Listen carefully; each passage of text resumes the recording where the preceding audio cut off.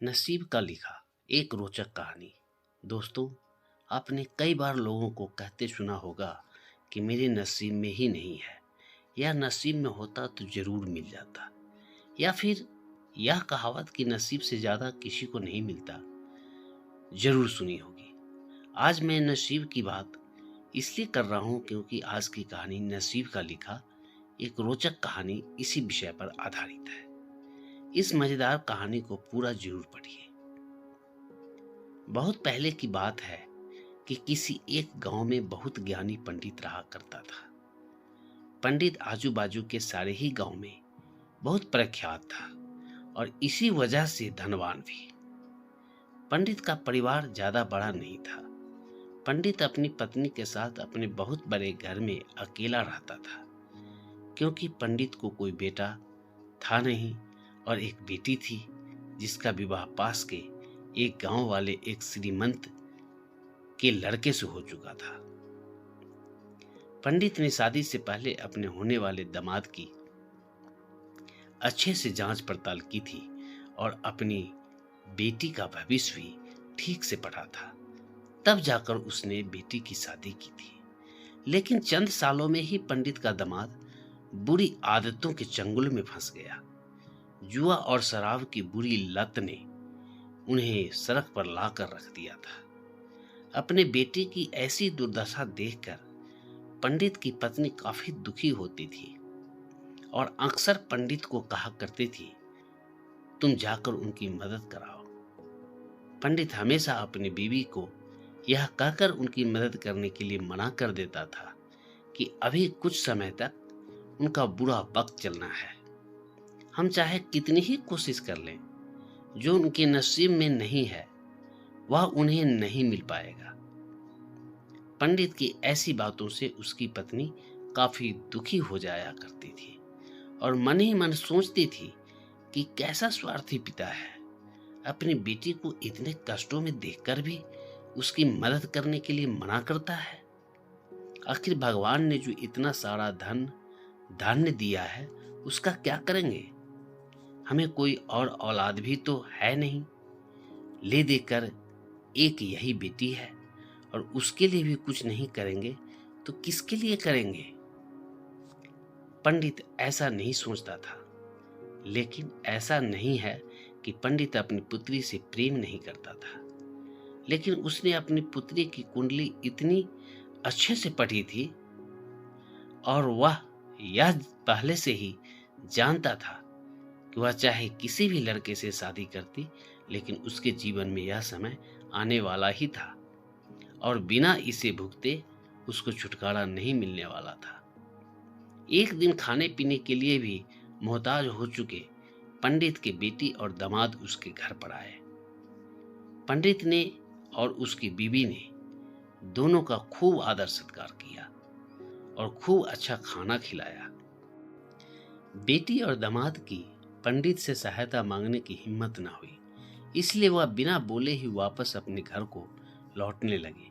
लेकिन माँ तो माँ होती है, पंडिताई से रहा नहीं गया और बिना पंडित की इजाजत के उसने चोरी छुपे बूंदी की लड्डू बनाकर उसमें सोने के सिक्के रख दिए और बेटी और दामाद को दे दिए, ताकि बेटी और दामाद की कुछ आर्थिक सहायता हो सके। पंडिताइन यह भी जान गई थी कि बेटी और दामाद शर्म के मारे उनसे मदद नहीं मांग रहे थे, इसलिए उसने बेटी और दामाद को भी लड्डुओं में छिपे सिक्कों के बारे में कुछ नहीं बताया। जाहिर सी बात है कि जब वो लोग घर पर जाकर लड्डू खाएंगे तो उन्हें उसमें सोने के सिक्के मिल जाएंगे। इस तरह बिना उनके मांगे ही उन तक मदद पहुंच जाएगी। ऐसा सोचकर पंडिताइन मन ही मन अपने बेटी की मदद करने के लिए खुश होने लगी। पंडित के दामाद और बेटी उन दोनों का आशीर्वाद लेकर अपने घर के तरफ रवाना हो गए। उन दिनों गाड़ियां तो होती नहीं थी, घोड़ा गाड़ी या बैलगाड़ियां चलती थी। पैसे ना होते तो और चीजों की लेन देन से भी व्यवहार होता था। बेटी और दामाद का गांव पंडित के घर से कोसों दूर था, फिर भी पैसों की कमी के चलते वह चलकर अपने गांव की तरफ निकल पड़े। थोड़ी ही दूर चले थे कि पंडित की बेटी के पैर में मोच आ गई और अब उसको चलना भी मुश्किल हो गया। पंडित के दामाद ने जब देखा कि उसकी बीवी अब बिल्कुल चलने में सक्षम नहीं है, तो उसने एक टांगा अपने घर तक किराए पर ले लिया। दोनों पति पत्नी टांगे में बैठकर घर तक पहुंच गए, लेकिन टांगे वाले को देने के लिए उनके पास पैसे थे नहीं। इसलिए पंडिताइन ने जो बूंदी के लड्डू उन्हें दिए थे, वही भाड़ा के तौर पर उस टांगे वाले को दे दिए। टांगे वाला बूंदी के लड्डू को लेकर वहां से चला गया। टांगे वाला अपने घर की तरफ जा रहा था, तब उसे एक हलवाई की दुकान दिखी। उसने सोचा कि थोड़े से बूंदी के लड्डुओं से मेरे घर के लोगों का पेट थोड़ी ना भरने वाला है। इससे अच्छा मैं इन बूंदी के लड्डुओं को बेचकर उनसे कुछ चावल खरीद लेता हूँ। टांगे वाले ने बूंदी के लड्डू हलवाई को बेच दिए। जिस गांव में वह हलवाई रहता था, उसी गांव में एक आदमी ने अपने घर पर पूजा रखी थी और उसी पंडित को उस पूजा के लिए बुलवाया था।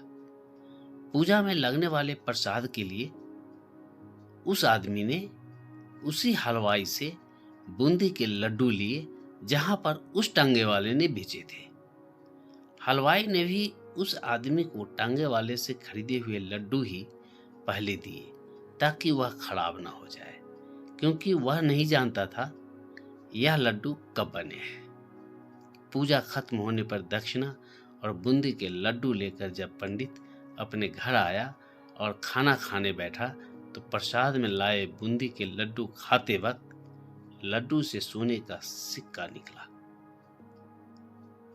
इस घटना को देखकर पंडिताइन की आंखों से आंसू बहने लगे।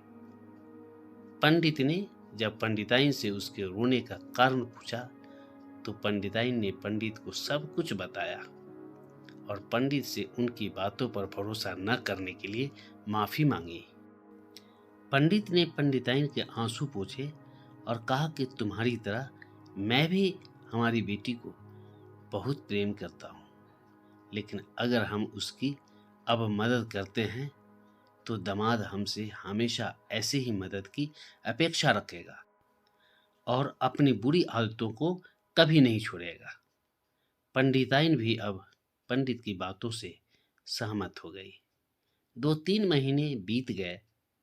पंडित के दामाद और बेटी फिर से एक बार उसके घर आए और इस बार उनकी परिस्थिति पहले से बेहतर था, क्योंकि पिछली बार खाली हाथ जाने के बाद दामाद ने नया काम शुरू किया था और अपनी सारी बुरी आदतें भी छोड़ दी थी।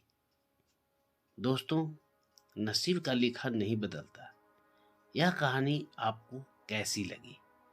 क्या आप भी नसीब पर भरोसा रखते हैं, या फिर आप उन लोगों में से हैं जो अपना नसीब खुद अपने हाथों से लिखना चाहते हैं?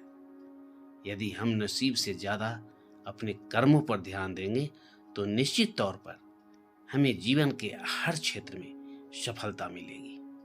दोस्तों, मैं अपने सभी दर्शक और सब्सक्राइबर को तहे दिल से धन्यवाद करता हूं कि आप सभी ने मुझे ढेर सारा प्यार दिया है, और आशा करता हूं कि आगे भी आपका प्यार मुझे मिलता रहेगा।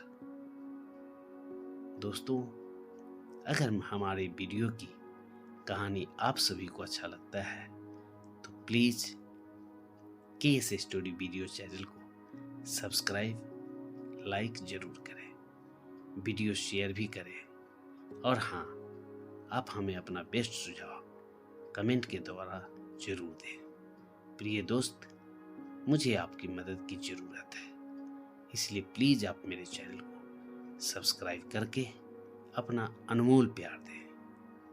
धन्यवाद।